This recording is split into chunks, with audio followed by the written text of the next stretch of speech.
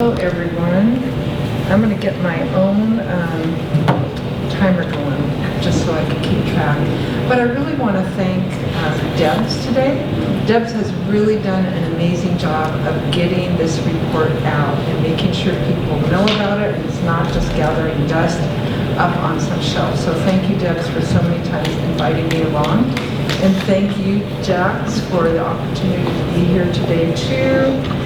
And your really powerful introduction. Thank you so much. Let's see if I'm going to go the right way.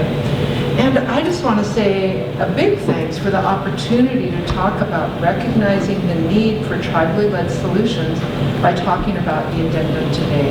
And I just want to acknowledge my partner in this project, Jan Marie, who couldn't be here today. She's off in some warm and sunny place, and so she's having fun, I hope. So one of the things that people are wondering is, why do we need to talk about American Indian Alaska Native health? Why? Well, it's all about the disparities. And when we look at the disparities, the causes of death in Washington State, and you look at that orange bar, which is American Indian Alaska Native, compared to all races in Washington, the blue bar, you see that there are disparities in every single category except for Alzheimer's disease. So that's a big load that we're carrying. And we kind of wonder, how did we get to that spot? You know, through our oral histories, our elders tell us that it was not unusual for us to live to be over 100 years old. And we had our own medicines, our plant and animal medicines. All the different tribes had their own ceremonies. A lot of life was about prayer. Sorry, there's a fly diving me here. And there was a lot of reverence for Creator, for Mother Earth, for all of our plant and animal relatives, and all the beings on this earth that we understood were important for everybody's health. So what happened? Well, what happened was the beginning of what is America being discovered by explorers and then settlers. And they think now that probably 80 to 90% of the population died from European diseases for which we had no protection. And then these new folks, you know, they came with very different values and very different cultures than the people who were already here. And they really had their eye on the resources and the land and making a life for themselves here. So over the next 500 plus years, there were many traumas that happened. So the forced relocation to land that nobody else wanted, which is called reservations. And this is the one that always gets me, is that the people who came here were seeking religious freedom, right? But still, they could not give the people who were already living here the freedom to practice their own spiritual and cultural traditions. And they actually outlawed that, which is pretty dramatic. When the Native people still persisted and survived, then they started to break one of those most sacred of bonds, that between parents and children, and sent the children away to boarding schools. And as we go through time in the 1950s, there were relocations to urban centers. When boarding schools closed, there was intentional placement of Native children placed in non-Native homes, still really trying to break the cultural transmission of our values, of our history, of our way of life. Shocking, you know, Indian Health Service was given the role and responsibility of watching over, through treaty rights, being responsible for the health of American Indian Alaska Native people.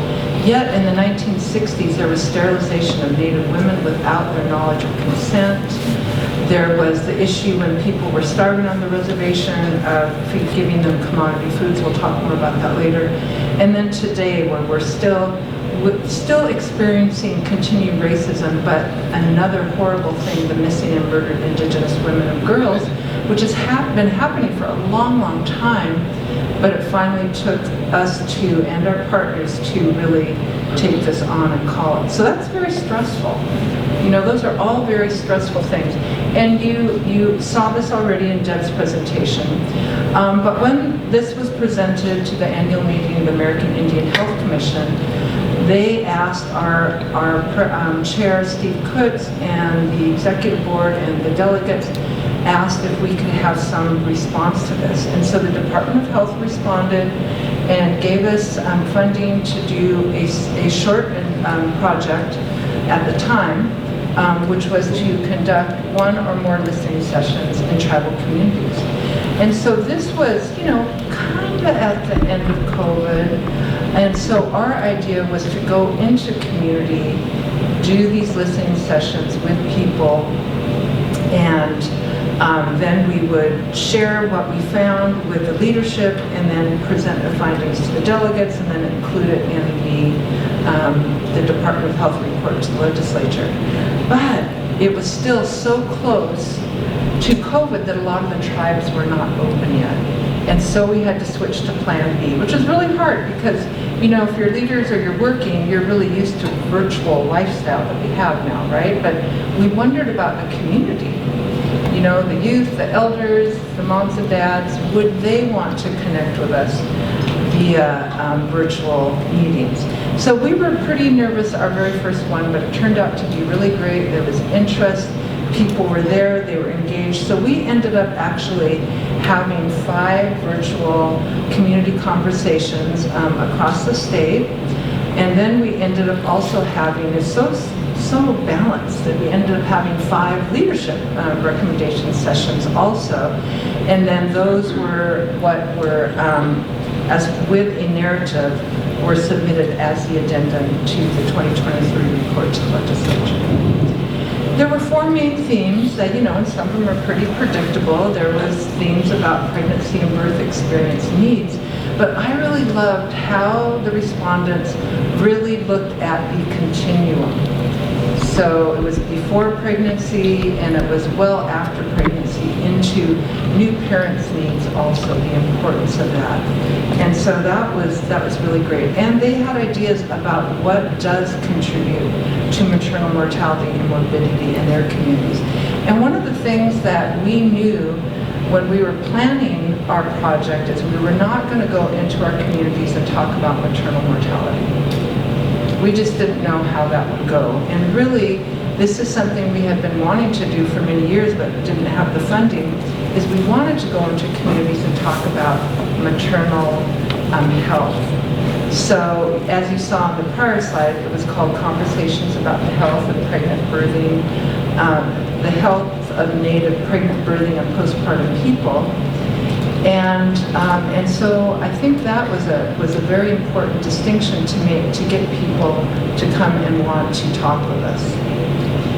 And so when we wrote our report, we wanted to call attention to the fact that it has been 500 plus years of a lot of trauma. Intentional events, intentional genocide, many ways to break down our culture, our values, our belief system.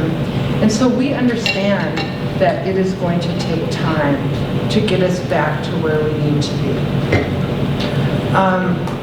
But the point is that for our healing, it really is going to depend on tribally developed and tribally led solutions. And we really believe that's important. We do need partners. Absolutely, we need allies and partners and people who support us. And so what the tribes and urban Indian health organizations need is commitment from the state and partners for funding and support. So let's get right into our 8 recommendations. The number 1 priority is to reduce native maternal mortality until the disparity is eliminated. Now I know that sounds really obvious, but I think we still need to state it, because for us, we just want to get rid of the disparity. And normally, we measure things in incremental improvements, right? And we just don't want to go there with a 0.1% improvement from this year to next. We just want to go for it. Let's see if we can get rid of it. And getting rid of it is really in alignment with our traditional values and the importance of the sacredness of the role of birthing people. And so what can partners and allies do? Just help us recognize that this is a crisis in tribal and urban Indian communities. It's a crisis, frankly, in all our communities, right? Because maternal mortality nationally is still going up. So we need to support this viewpoint of the crisis of maternal mortality in all of our communities. And for those groups that are really suffering from those disparities, how can you, in your practice, as an ally, what can you do with that? And I really think, I've really been trying to get people to just see their role in maternal health, maternal mortality. Not just health people, but all people. So what is everyone's role in this? Okay, the second recommendation, that we really need culturally appropriate engagement and building trust. So again, when you think of that 500 years of intentional trauma, a lot of our folks have a lot of trust issues, quite frankly. And so how do we deal with that? Well, we have to build trusting relationships. And that takes time. That takes effort. That takes intention. One size fits all approach does not work for us. There are 29 federally recognized tribes in Washington State. There's 2 urban Indian health organizations. There are other Native organizations, and all of them are different and have different needs. So what we need is how to find, understand, and support solutions and strategies that will work for us. So again, allies and partners recognizing these trusting relationships takes time and attention. Relationship building is at the individual, but also at the community level.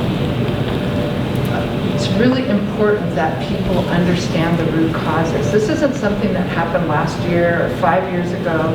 This goes back a long time, and we are people who have an oral history. We did not have written language. And so these things are in our brains, our hearts, our spirit. So understanding the root causes is important, and also trust the wisdom of community. They are really the experts. Okay, 3, the importance of data-led, tribal-led data needs, starting with assessment, planning, administration, and analysis, every step of the way. And I can't tell you how important that is. Really, data erasure and data genocide is a real thing in our communities. I was just at a national conference this year in May, and they were very proud, the statisticians were very proud to put up their report and their data, and American Indian last names were not represented. And when I asked them, why did you clump us in other? And they said, oh, your numbers are too small. Well, I'm sorry, but we are really tired of that excuse. There's got to be a way to get around that. The urban epidemiologists and tribal epidemiologists know some ways. So that is one of the reasons why the importance of data projects to be wholly tribally led. So our partners and allies, if you can really understand our data complexities, the fact that epidemiologists frequently say you're statistically insignificant, your numbers are not, and that's what they say. The numbers are too small to be statistically significant.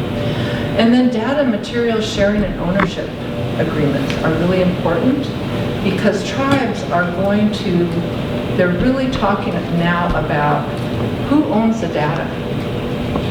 It's a very important issue, so please respect tribal data sovereignty.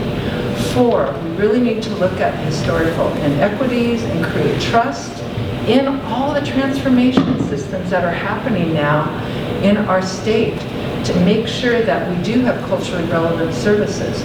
So we have to really acknowledge historical trauma, we have to have equitable policies and funding, and somehow have sustainable culturally relevant services. So allies and partners, what you can do is to see what policy and systems changes are needed to make these things happen. And equity versus equality. So remember, equality is everybody gets the same size piece of pie. But our point is that those disparities that Debs referenced in her presentation, American Indian Alaska Native, non-Hispanic Black, Native Hawaiian Pacific Islanders, obviously they need a little bit more help. We need a little bit more bigger pieces of the pie if we are going to be able to make a difference. So we need equity, equitable funding. And we ask you to look and think about within your organization, within your work, what do culturally relevant services look like? I mean, if we didn't have to think about funding and rules and traditional, how things have been done all this time, what would those services really look like? So 5, again, about culturally relevant services and resources, using 7th-generation principles through the continuum of pregnancy, birth, and postpartum for both parents. So I started out my career as a health educator, went to my island in Southeast Alaska, and so in my old health educator hat on, I was really happy to see that they saw a real need for health education services for people in their community. Because I've heard, they say people aren't going to childbirth education classes anymore. They don't need to. That's not what we heard from our community. We heard that they want that.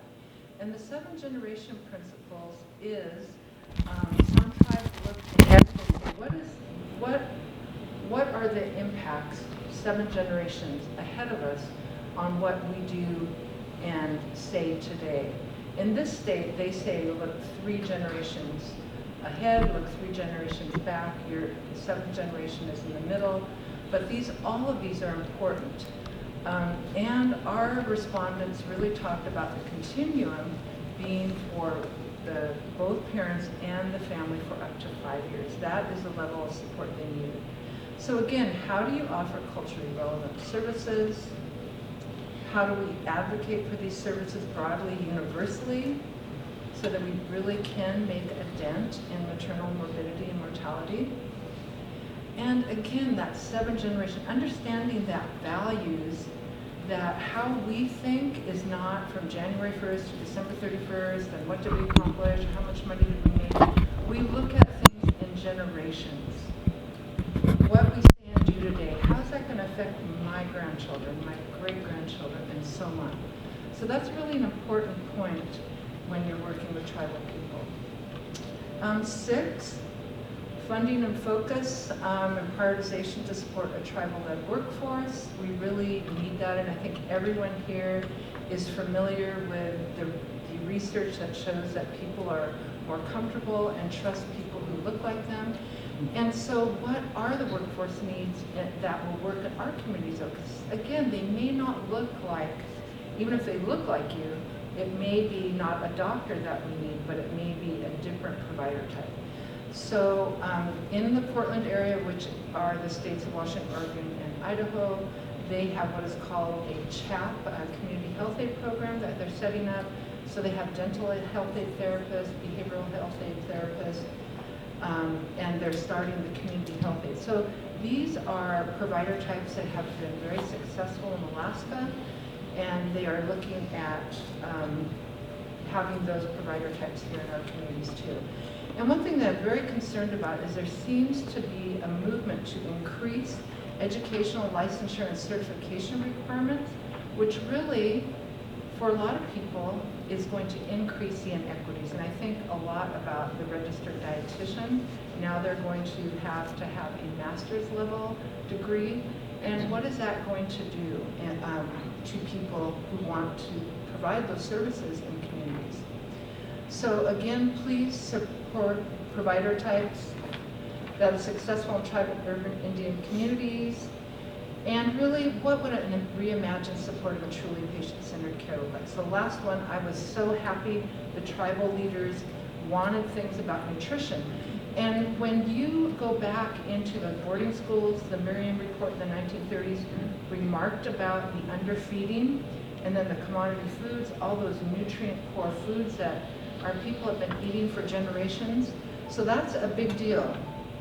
And we need to heal from that, because that really changed our bodies. So how allies and partners can assist, again, about relationships. We need people to support us, not try to save us. Please understand the importance of sovereignty and tribal-led solutions. We've already talked about equity versus equality. So your organization, things that you could do is support workforce development that will work for us, work with peers to create accountable, meaningful methods to address institutional and interpersonal racism. We can't really help with that. That's going to have to come from within, and we need everybody's help with that. And please do imagine, think of how it feels to be going through data erasure and data genocide. Let me tell you, it is not, it hurts. It hurts not to be considered not important enough to be there on that graph. And just an example of all of these things is just like how to support a new definition of time. So we need enough time for the relationship between patients and their providers. 10, 15-minute increments is not working for anybody. I'm a new CLC, and I tell you, when I saw that film of the baby having that time to be placed on the mother's abdomen and take the hour or two to crawl up to her breast and feed, it is incredible. And really, I think people don't know how strong their babies and how smart their babies really are. And we really need longer funding timelines for grants and projects, because again, we just can't do everything in a 3-year, 5-year grant cycle. We need 10 years, we need 20 years if you really want to see changes. So sorry I went over. Thank you so much.